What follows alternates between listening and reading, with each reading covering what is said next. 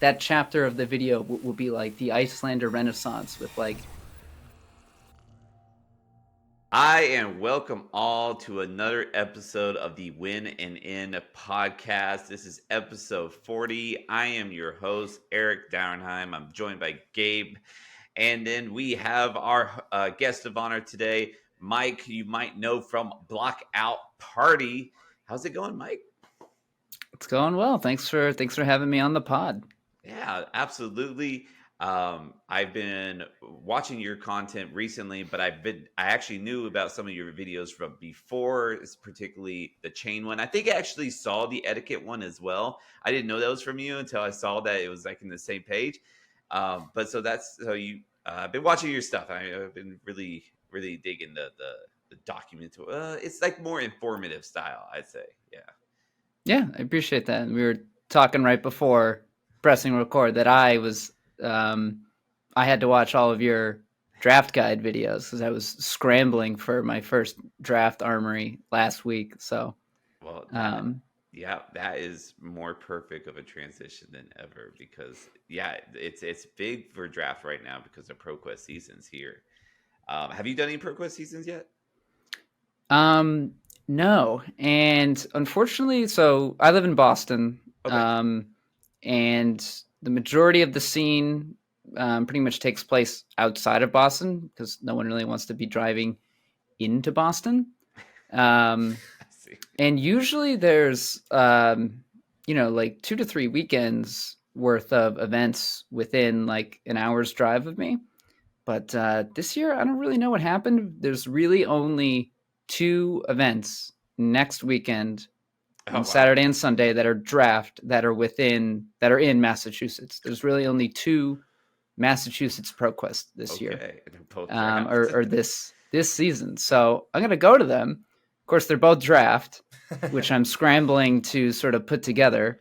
So I think I'll go, but more for fun. ProQuests are so hard. You have to win. They are. Making top 4 for Road to Nats is like reasonable. Right. But winning a ProQuest is asking a lot, especially when like the New England area can be pretty stacked sometimes. I can go to an event and it's like, well, there's Fino, there's Joe Cullen.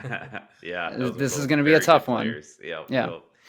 Gabe, how about you? How are you doing? And I know your unfortunate story. Why don't you tell the audience? Yeah. So I live in Montana, so out in the middle of kind of nowhere, and my closest ProQuest is about a 5-hour drive, and you have to go over 2 mountain passes to get there.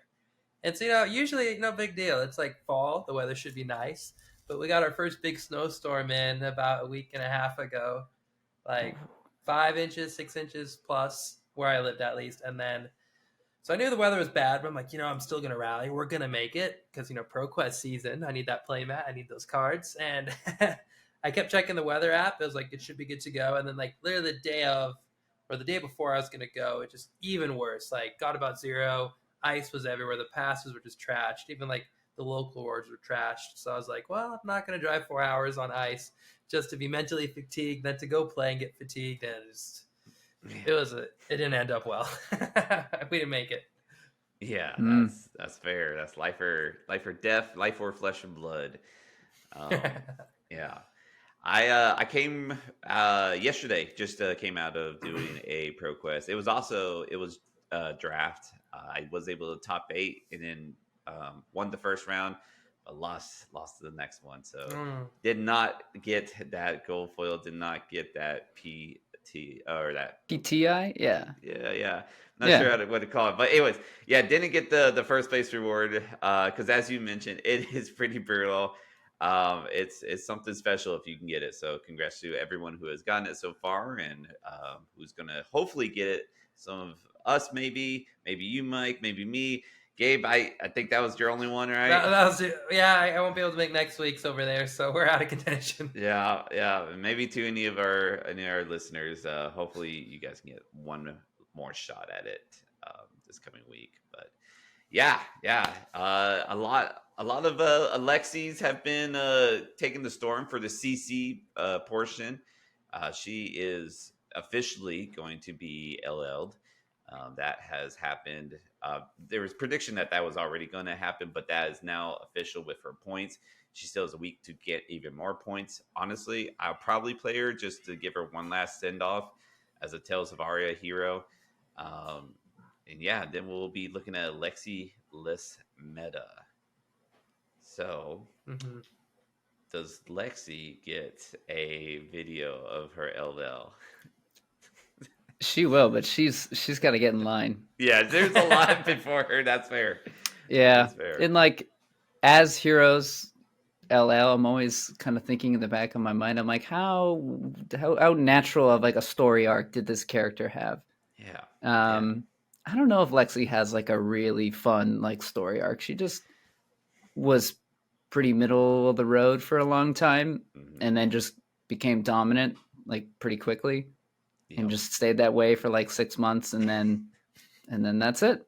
So yeah, she kind of reminds me, and not as a power level, because I hear a lot of references with Starvo and Lexi, and I was like, it feels totally different as far as the metas, but as far as like just being that dominant forerunner, just like in a short amount of time, because like you said, like even before then, I don't know, even if I know she was like in a calling finals, I think it was Digital Dixon or something like that, versus a dash. I don't know if it was Merritt Kemp on Dash or something, but the dash won. But that was like her. I think I remember thinking at the time like that was like going to be like her big like coming out, like that had been her big first place win on a calling. Because I don't think she's had that before. So it really was all of her success was from like just before the what was it? No, it wasn't Nationals. Just before the ProQuest season, last ProQuest season to now is like just her dominant reign. Right. Yeah, because I remember, I mean, when Outsiders was new, everyone was thinking Azalea S tier. Right. But not everyone. I myself. feel like, yeah, that was kind of like where everyone's mind went first. And then, or at least at our local game store, I think everyone was kind of like, it's going to be Lexi, right? Like, she just is going to be better, right? And I feel like it was like leading into some big event. It felt like everyone knew, but no one wanted to say it because no one wanted to share their deck list or anything like that. But everyone then showed up. Was it like US Nats or something? But then, yeah. And then it was pretty obvious, like the jig was up that it's Lexi. Lexi is our tier 1 deck now. Yep. Especially when Oldham, like one of her like competitors that could take her down, when he LL'd, it just opened the gate for her, and she just really ran with it. So we have been seeing some Dromize, put out there and keep up with the competitions and beating Lexi's even in the finals. But this last weekend we had three Battle Hardens. Which is kind of insane that 1 weekend to have 3 Battle Hardens. 2 were CC, 1 was Blitz. I don't know the results of the Warsaw, which was also CC, but the results for St. Louis had Lucas Oswald winning with Lexi, and just also did the PTI event the next day and also winning with Lexi. So Lexi has had or is still showing her presence even through this last little bit. She's still here. Let me see if I can pull up the top 8 for that. But yeah, she's. What do you think of it, Gabe? What's your opinion on Lexi? With Lexi, I thought Lexi was it was cool. Tales of Aria here, so I'm also very much in love with all of them, with the art, the borders, and so on. Just how powerful they could be. I am happy Lexi is gone though. I did enjoy playing it. I did like playing around as the aggro deck, but just still wasn't my forte. I liked Briar better, even liked Oldham a little better. So I'm happy we're gonna have like a newer, fresher meta. We're gonna have to see how Dromai does. So that's my one thought. I just wanted to just go over this top 8 here. Okay, so we have 4 Lexis in the top 8 for the Battle Hardened. We have 1 Dash. We do have only still 1 Dromai, so that is still surprising to me that you wouldn't see more Dromais. And we got 1 Uzuri and 1 Icelander. So I think past the Dash being in the top 8, I think is kind of cool to see a new hero get to top 8. I mean, Dash is a good hero for sure. But everything else kind of is what we suspect. Nothing too spicy other than maybe just only one Dromai, I think. It's pretty what you would see or what you expect to see. Yeah, run of the mill meta. Can't say too much more about it. We know Lexi's good. We know Dromai does well, and I was hoping for that Teklavas in there, but we didn't see them make the cut. I heard I think it was this one or it was the PTI event, but there was a Riptide that apparently was doing pretty well. They didn't make top 8, of course, but they were close. Is what I heard the casters or someone talk about on the stream over the weekend. So I thought that was funny. Yeah, is that a new expansion card or expansion slot card putting in work? Yeah, maybe. It must be. No one knows because no one's tested it. That's true. That is true. Riptide does. Riptide loyalists out there, they know, but yeah. In the Battle Harden, Singapore, or not Singapore, Kuala Lumpur. I don't know how to say that right, but it was a Blitz one. And I don't know the top 8, but I do know that Azalea and Blitz won that one. So that's kind of cool. I didn't know Azalea and Blitz was a force, but it certainly was. The meta looked fairly normal, maybe a little less Kanos, but a lot of chains and a lot of Kasai. So a lot of what you expect, but Azalea came out that taking it. So that's kind of cool to see. That will definitely be looked at because we got the skirmish season coming up. So, a lot of people are going to try to be searching for decks for the Blitz skirmish season. So that's some good data for us right there. And then the last thing that has happened since the last time we've had this podcast is we have, for the first time, we knew about the new set being called Heavy Hitters, but we didn't know anything else. But then we got 3 new cards and even a token card, and they're pretty big because not only do we confirm that there's going to be Brute, Guardian, and Warrior, but there is also confirmed to be dual class cards in this new set. Do you have any initial thoughts on that? I'll leave it to you here, Mike. Okay. Yeah, I mean, so I think Outsiders is probably my favorite draft set. I feel like I've drafted Outsiders like dozens and dozens of times now, and I could do it like dozens more. And I think just the nature of the dual class cards contributes to what makes that such a good draftable set. So if they're kind of following the Outsiders formula for a new region and new classes, I'm all for that. That's awesome. At the same time, I'm a tiny bit not disappointed, but I feel like each region in Wraith kind of has something that makes it specific from like a game design perspective. It's like Monarch, Solana and the Demonastery have those talents. Mm-hmm. I like the idea that not every region needs a talent. It's like Light and Shadow talent makes those areas unique. What makes the pits unique is dual class cards. That's sort of their version of a talent. Okay. And like Bright Lights sort of has, I don't know what you'd call it. It's not really talents. It's more like heavy archetypes with their own card borders. That's kind of what is making metrics unique. And now we're going back to what I assume is, or not going to the Savage Lands for like the first time. And maybe there won't be a talent there. Maybe there won't be something new that makes that region unique. It'll be more dual class cards, which is fine. Dual class cards are awesome. And it makes for a great draftable format. So maybe that's just part of Heavy Hitters, dual class cards. But yeah, I mean, it's literally only 3 cards that we've seen. People love to speculate. That's like, what the hell? No talent at the Savage Lands? Right. We don't know yet, guys. So yeah, I'm all for dual class cards. If it makes the drafting experience like Outsiders, then absolutely, I'm all for it.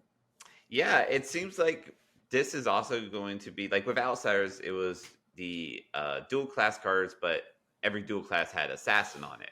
Where this one seems to, branch out through all classes. You have as far as we know, there's only 3, and I imagine that's what it's going to be: Guardian, Warrior, brute.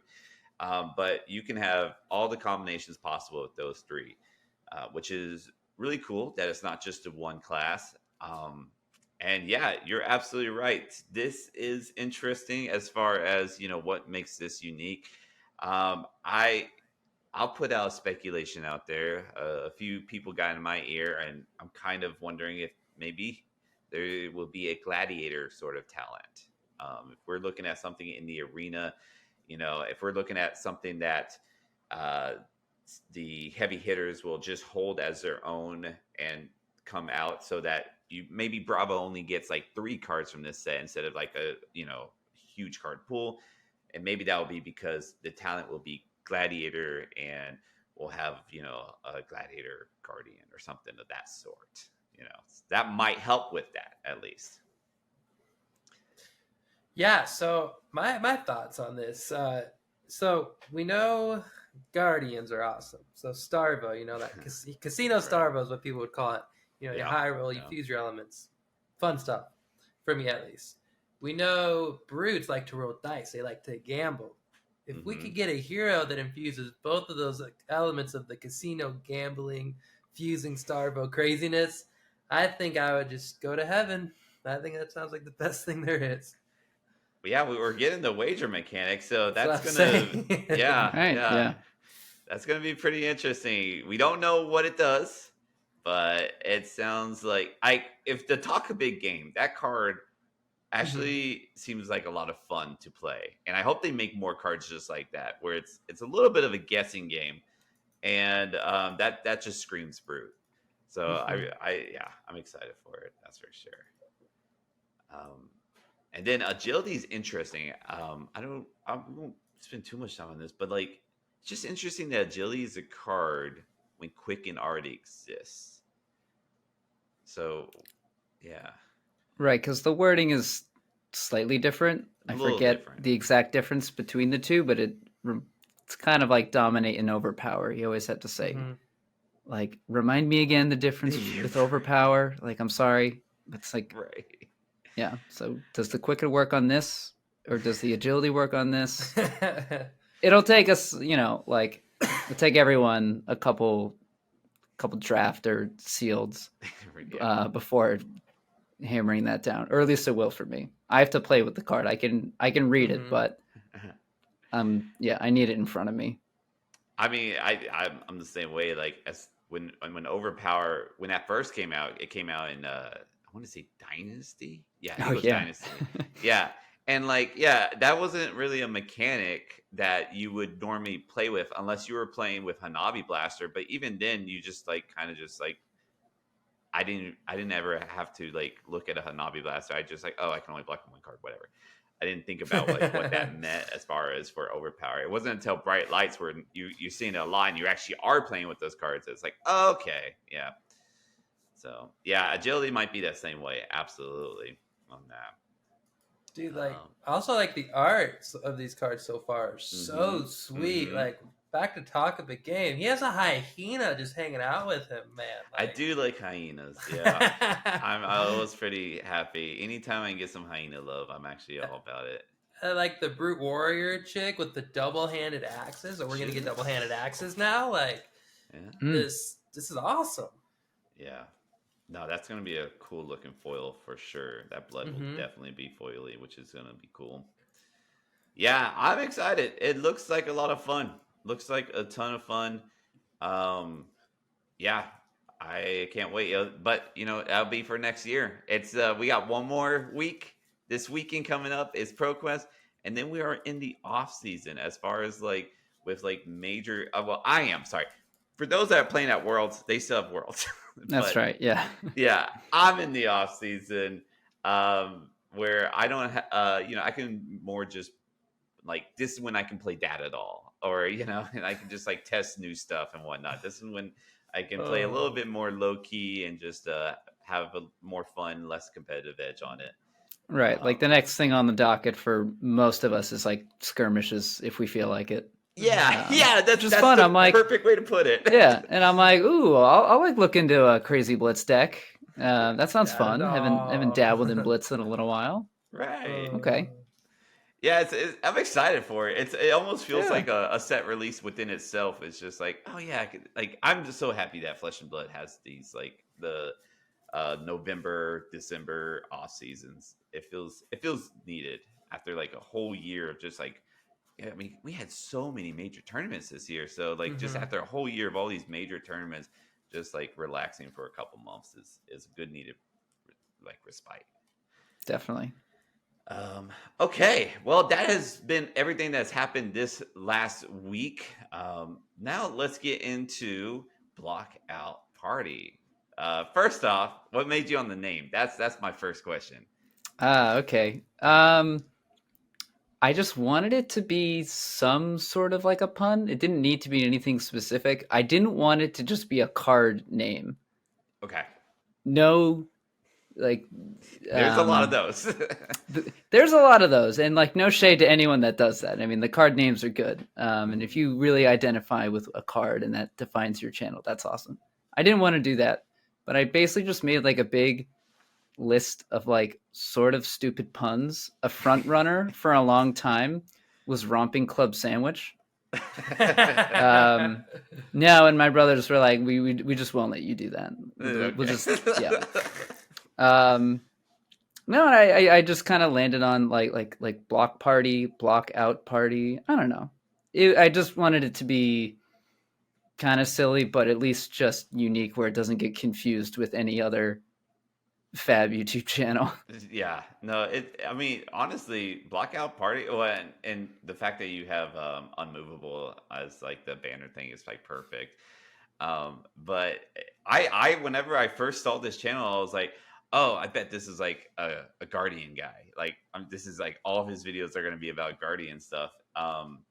And yeah, nope, totally different about that. It's actually like I expect like deck text or something. Nope. Instead, you have a very unique as far as for the Flesh and Blood YouTube community. I think it's unique. I haven't seen too much of it, but you have informational videos. Like you're asking the judge, and then you do have like more. You do have like some. You do have guides, but even those are more like informational than they are like, hey, this is the tech. Like this is like you know how you can beat the meta or whatnot. It's more just like saying, hey, be careful when doing this, or this is how you can achieve this. Um, so yeah, I was more curious, what's your direction with it? Like, is that what you're going for, or like, explain more on that? I guess. Right. So it's definitely been a little bit of an evolution. My initial vision was like rules explanations. Okay. Um, it's like, as like growing up, I played like a lot of like kitchen table Magic and Yu-Gi-Oh and like random other games, and it's so hilarious looking back, like how little of the rules like I knew, or how just incorrectly we were like playing the game and things like that. Um, and like there's a lot of stuff in like TCGs where it's like, unless someone that is experienced in the game is there to like look you in the eyes and tell you how it works, it's like you're not just going to figure it out. Right. Like, so, and basically there were just questions that like I had asked, um, Oh. when I was like learning the game. Um, and I just thought that there wasn't really any channel out there like that is like, here's the rules questions that 90% of people ask when they're new to the game. Um, and then also sort of, here's the really advanced, like nuanced things that you would never know just by playing the game. Like, Right. like someone that has a deep understanding of the rules needs to explain how the layer step works for you to take that opportunity to respond to this in this situation to get the extra damage. Mm. So little things like that. So I was just kind of experimenting for a while. Um, and like I have a couple interesting one-off things where like I have some guests on and we talk about Yeah. like Some good spoiled guests too. cards and things like that. But I definitely um, I think the channel, I've been doing this for a little more than a year, almost like a year and a half. But I'm probably not going to do any more of those videos. I like them, Okay. and but I don't think like rules, interactions, and like advanced like play lines and stuff like that is kind of like my passion for the Okay. game. Because I'm like, I need those things explained to me before I can even make the video. It's not I like see. I'm really not like I'm not an L1 judge or anything like that. Probably should be. Um, but like that's not the type of player I am. Like I am not a like mathematical you know, kind of Wizard. player that knows every facet of the game. What I like is, or so my most recent video, the chain video, Yeah. is kind of what I really want to do because like I'm just a huge sucker for that type of content. The here's a niche like community and like the history of like part of it. Like I'm a huge sucker for those videos, and I could just kind of imagine in my head. I was like, um, you know, like the chain, like living legend style documentary video. And then I was just like, well, I think I should just start writing a script and then just make it. Um, and so that was like my last really big video that took a long time. And I was very happy with the reception. So I'm working. So the next one is the Starvo video. Okay. All Which has right. been really I'm a little embarrassed about the amount of progress I've made on it. It's been um, like every like content creator person that makes YouTube videos or anything, it takes a long time. It And does. like I feel like I've been working a lot more in like the last 6 months, and I had like a big vacation that I was preparing for, and I was away for a while, so it's coming. And I'm like so bad at estimating like when I think I'll have things done. I was Right. like, oh yeah, I'll easily have this out before Worlds. And now it's like, I'm like, not a chance in hell. No, I'm not even like halfway. Yeah. Uh, Uh, Well, at so least the good news is he's not LLing any faster. You know, like you don't have a time limit on it. right, Yeah. and I want the videos, or I like the idea of making a video that is timeless and not like specific to like oh, this set is coming out. Here's the mechanics that you need to know.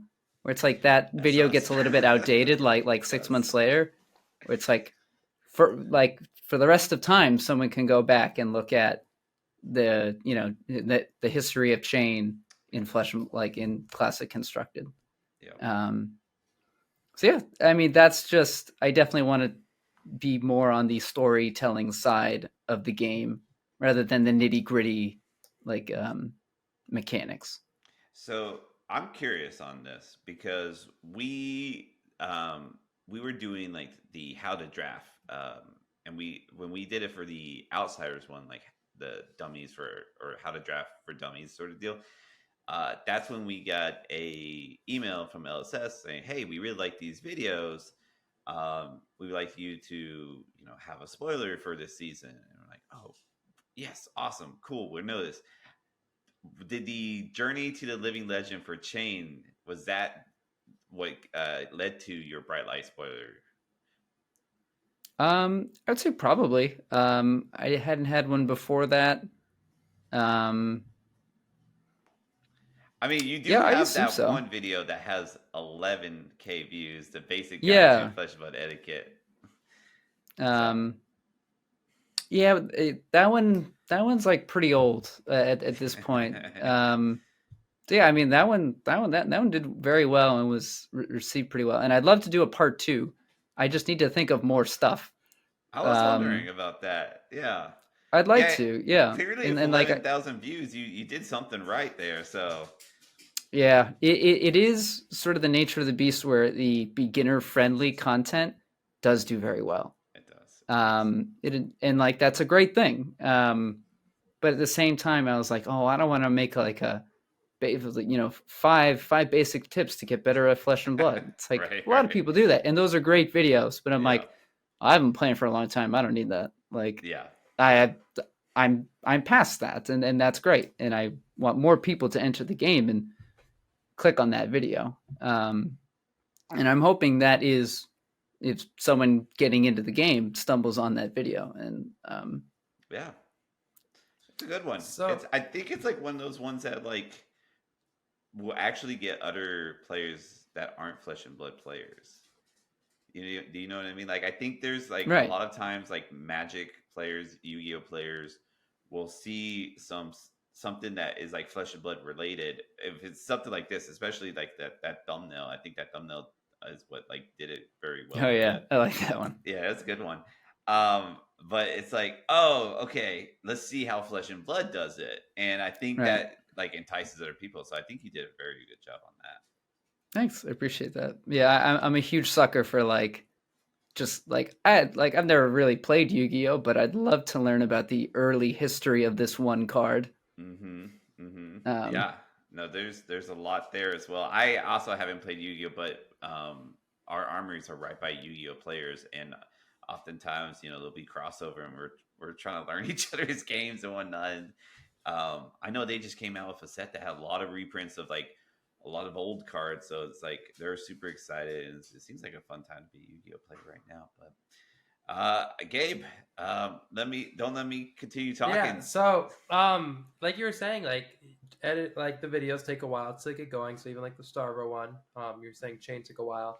Like, do you know how many hours go into like the edit of that? I don't know if that's like a too personal of a question, but that's something that curiouses me since I do a lot of editing on this side of things. It's a tough thing to estimate because there's like really being focused editing, and then there's just like I think I'll just watch like this 10-minute segment again, just see how it flows. You just sit, and it's like you're just watching your video again and again. You're not really making active edits. I don't know. It's a really hard thing to estimate. That's fair. I don't know. Are way longer than it should. I don't know. I don't know how else to say it other than just I trick myself into thinking it won't take as long, and then weeks go by, and I was like, what was I thinking? Like, why did I think I'd be done at this point? Like, I'm not even close. So well, either way, it's worth it. They're beautiful every time they come out. Like very methodical, very well. Or I appreciate that. The hardest part, and I'm sure everyone that makes a video is just always going back and forth of it needs to be perfect because it exists forever, and once I put it out there, there's no taking it back. And then the other side of that of just you just need to say it's done. You just need to be done, get it out, and move on to the next video. Finding that balance is the hardest part because you can just edit like indefinitely. Just there can always be a little more flair. There can always be a little more finesse to the video. At some point, you just have to say it's done. I'm not thinking about it anymore. It's good. It's where I want it to be. I could put 10 more hours in and make it 1% better. Right. So that's the hardest part for me is knowing when it's done. So yeah, I guess that was my main one. I was curious about that. I guess this was another one I had in my thought. So it's the block party, and then on Twitter, you're Mike from the block party. Who are all the other block party members? Are they like people that come on the channel and help? Is it just Mike from the block party? It just as like an association. We're asking if we can be a part of the party. No. Yeah, can we party it up and block? I think if I were to ever make a Patreon, I think it would be like, tier 1 is like the party goers or something like that. I don't know. Cool. Oh, I love that. That's awesome. But no, and actually that's sort of why I moved away from those other style videos where like I had like Tim Grant on and like a couple other prominent players on, was because it's not easy to collaborate with other people. I mean, just scheduling it and making sure everyone's around and kind of getting all of that to go smoothly was just, I don't know, not really something I wanted to deal with. I kind of wanted to just be very self-contained, where this is all just everything I can do from my desk. I don't need to record anyone else. So yeah, I kind of really wanted it to be a solo act. I don't work well creatively with other people. I kind of need full control, and I don't want to have to rely on like anyone else's schedule or input. So no, there's really no other members of the party other than these really noisy cats. Which there he is. Oh, hey, buddy. You got a cameo. Hey. But yeah, it's the cats. My girlfriend helps out a little bit when I need her to be the camera operator. Oh, right. Like in that Bright Lights spoiler video. Yeah. That was good. That one was actually like genuinely like pretty fun to watch. I'm Dude, glad. all right. So I really want to know about this though, because like I immediately went through my mind. So your original spoiler was Firewall, right? Oh yeah. Yeah. So what did you see the professor's video first, or did they like tell you beforehand, like, hey, this is happening? Like what can you enlighten me on what happened?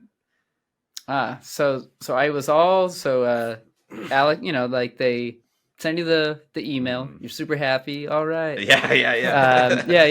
And then you get your card, just like a JPEG, and I'm like, all right, like cool, unique card, awesome. And I make my video all around the idea of a firewall. And it's all done, and it's like ready to be like uploaded the next day. And I'm at work, and it's like 5 o'clock or whatever, and I see the professor's video, and I'm like, ooh, like awesome, like you want to check this out. And he's flipping through the cards, and I'm like, oh, well, that's my card. And it's like really not a huge deal to me. It's a common card or a rare card. It's not like, like someone's like a big hero. Yeah. It's kind of an inconsequential early reveal. So I was just gonna roll with it, upload my video. Everyone that watches it is gonna, gotta put 2 and 2 together. It's not a big deal. No, and then so I was like finalizing the video, and it was like 2 or 3 a.m. here. It was really late. I was lucky that I was awake, and Alex DM'd me on Twitter and was like, "Oh, I'm really sorry, mate. Like that wasn't really supposed to happen. He wasn't supposed to reveal that card." And I was like, "Oh, like don't worry about it. I'm just gonna upload my video. Really doesn't change anything." But he's like, "All right, well, here's another card. Like you can spoil this one too. However you want to do it is fine." And I'm like, all right, well, I can't really change my video. Right. It's kind of centered around the firewall. So I just made that little last minute edit. Mm-hmm. I had a second card to reveal. So, and Alex was super nice about it. That's cool. He was very apologetic, but to me, it wasn't a huge deal. Yeah. I ended up with 2 cards. Yeah, which is pretty sweet. Yeah. No. Once I saw that at the end, I was like, all right, good. LSS did him right, at least to give him something else. Yeah. So that's a good into that story there. Cool. I appreciate that. That's good, because I was like, that was something I wondered about. I was like, man, I don't know, like what happened, but yeah, that's cool. I was just happy to be a part of it. I was still riding the high of getting that spoiler. Hell yeah. Cool. I think there's one more thing I forgot to mention, but I think it's really worth saying, because it hit me harder. I mean, nostalgia is one hell of a drug, and I think that is what your video got me. Is it like, oh yeah, I remember the first Pro Tour. I remember where Chain was. I remember the bannings and how people thought. So it's like, I think just keep giving me that drug, man. That's what I like. Keep doing it that same way. I love that, man. Nice. I love that, because I love that I am I started playing right around Monarch. Monarch pre-release was like my first event, which sort of makes me like the second wave of fab boomers. Right. There's the actual fab boomers, and I'm like, man, I feel like I'm old. I got into this game early now. It's like I'm playing with people that are they're like, who was Starvo? And I'm like, don't you remember? I know, right? Like what? Getting 13 power crippling crushed. Dominated. They're like, again. No, no. Outsiders was my first set, and I'm like, oh yeah, new people do enter this game a lot. So yeah, that's Bright one Light's of my get a lot of new people too. Oh yeah, and that's one of my favorite things is just shooting the shit with like locals about like, don't you remember when this card was like a thing? Like, don't you remember when chain was legal? Just like kind of stories around the fireside like that about the days of old, which are like, which is just 2 years ago now. Right. Yeah. It feels like a while. It does. Yeah. Cool. All right. My last question for you, because I try to figure it out. Maybe even before I ask the question to see if I know the answer, but I don't think I genuinely know what's your favorite hero. Oh, okay. Yeah. I mean, that's that. It's not something that really makes its way into my videos, but it's definitely Icelander. Icelander, who's I've been playing CC, Icelander and CC. What was that? U.S. like the U.S. Nationals that Michael Hamilton won with Bolander. Like I was playing the calling at that with like a like an arcane version of Icelander. Yeah. And I thought that was like such a cool deck. Like it does feel so cool to be like at 1 life and they're at 7 and you're just like, okay, like I'm pretty sure I'm winning this. Like I'm pretty sure I have this in the bag. Dude, you're like doing the math and you're like, all right, stop right there. I'm going to try to kill you. This is the last turn of the game. Yep. So I've just been playing that. It's been a little rough in the Lexi. Right. Tell me about it. But not like totally reasonable. Like I've never really minded Icelander into Lexi, and I really like what Ethnic Smoke did with his newer hybrid list that he won that event with. Like I think that's a very cool evolution of the deck. So she doesn't have too much longer, so I'm probably just going to keep playing her until she's out of CC. She will definitely have a fun LL story. That's for sure. She definitely has an arc with her. Oh yeah. That one I've done a lot of brain space has been dedicated to planning that one out, just like in my spare time. Because she went like very dormant for a long time. She was completely pushed out, and then like that chapter of the video will be like the Icelander Renaissance with like Rhea Adams and whoever or like. A couple other people won that like months worth of events on Icelander, which seemingly kind of came back from nowhere. All right. So yeah, she had a sure when you do that video, just like we did with the change, just have the role of players so that I can be on your video. That's all I'm asking. Okay, absolutely. Yeah. Hell yeah. You'll be in there. Hell yeah. I got her 2 points. So it's I helped the cause. I was trying to catch up to Michael Hamilton. Still got a ways to go, but we're working on it. Cool. Well, I appreciate it, Gabe. Is there anything you want to add? No, I think that's pretty much it. I think you hit all the questions that I had. You know what's funny is we had questions lined up for you, and before we asked them, you answered them for us. Oh, okay. Yeah. So it was kind of perfect. So it was good. Yeah. I guess I'll get to it because we didn't dive into it all the way. You talked about you might think about being a level 1 judge down the line because your videos go into like all the in-depth rules and so on. I guess my question is like, are you planning to? And if so, like, are you going to continue that down a degree where you'll either be playing competitively with your Icelander deck, or do you have that much passion for rules interactions? My sort of desire to maybe be an L1 judge is more just the fact that our local store doesn't really have a dedicated L1 judge.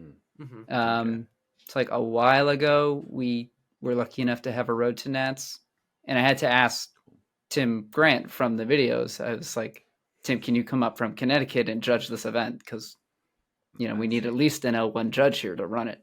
So I was thinking I should probably be that person for like my local store. Just in the event where it's like, well, we can't run it unless, someone offers to be the judge.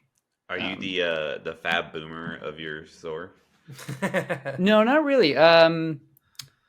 My older brother got me into the game Okay. So he was really just like a couple months ahead of me.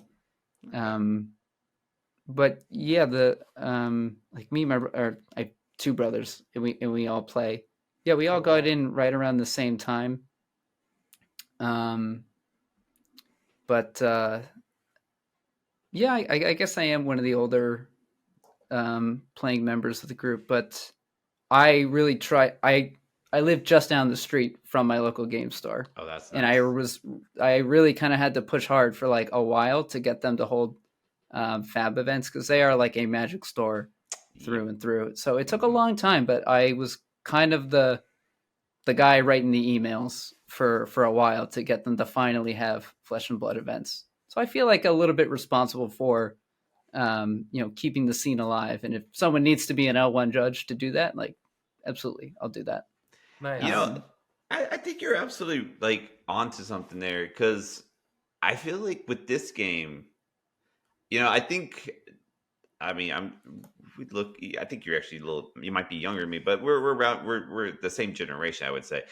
Um, when I started playing Magic, Magic has been around way before I started playing. So I wasn't in the start of it or anything like that. So I didn't have as much investment within like the actual like building up the game in like a community. Where this game, I definitely feel that same way. It's like, okay, I'm going out of my way to like make sure that we, are like we have events for newer players and older players, and like trying to like maximize the amount of players we can have in our local game stores, and just like doing what I can. And I've never felt like that much responsibility with any other game, but I think what it is like what you're saying. It's just that being like a pioneer of it, like puts you more invested into the game itself. right. Yeah. I mean, I love my local scene, and I feel like it's finally picking up a little bit of steam. We have some natural like new Yeah, players that hell are yeah. just want like they don't really they're no one's +1 or anything like that. They just want to play, and this is their local game store. So for a little while though, yeah, I felt a little responsible. I'm like, I gotta go. I gotta make sure that new players Hmm. come, that we have like pre-con decks sort of on hand for them to use if they don't have a CC deck. Um, but yeah, it that was part of why I was really attracted to Flesh and Blood. I'm like, this is new. This is something to build up and figure out as we go, rather than something that's been around so long. And it's like, oh, I have to learn and catch up to other people. It's like, no, this is something that I can that we're all learning together, because this is Yep. just a new game and we kind of have to build our own little scene here. So that was very appealing to me, Yeah. because my brother was like, "Do you want to play TCG?" It's like, it's new. We're all figuring it out, and I'm like, that sounds good, actually. Like, Right. yeah, Yeah. Same playing field. Everyone starts in the same plane. So yeah, exactly. definitely. Yeah. Oh, cool. I definitely appreciate you having on. We're already subscribed to you. If you guys haven't subscribed, talking to the listeners now, Blackout Party, it's great. It's great content. Honestly, I'm stoked to hear that the direction of your channel is going more into the Living Legend deal, because that's my Mhm. favorite video. I love that video. But you have some other timeless videos that will, like the basic guide. So there's all sorts of content, all informative, and even for myself, maybe for those out there that haven't seen the video, you get a little nostalgia high from it. So be sure to check it out. Thank you so much for coming on, Mike. I appreciate that. Oh well, Thank thanks for you. having me, guys. Yep. And then, of course, Gabe, I appreciate you. Thank you for helping me out here. And thank you all for listening. Until next time, keep on fabbing.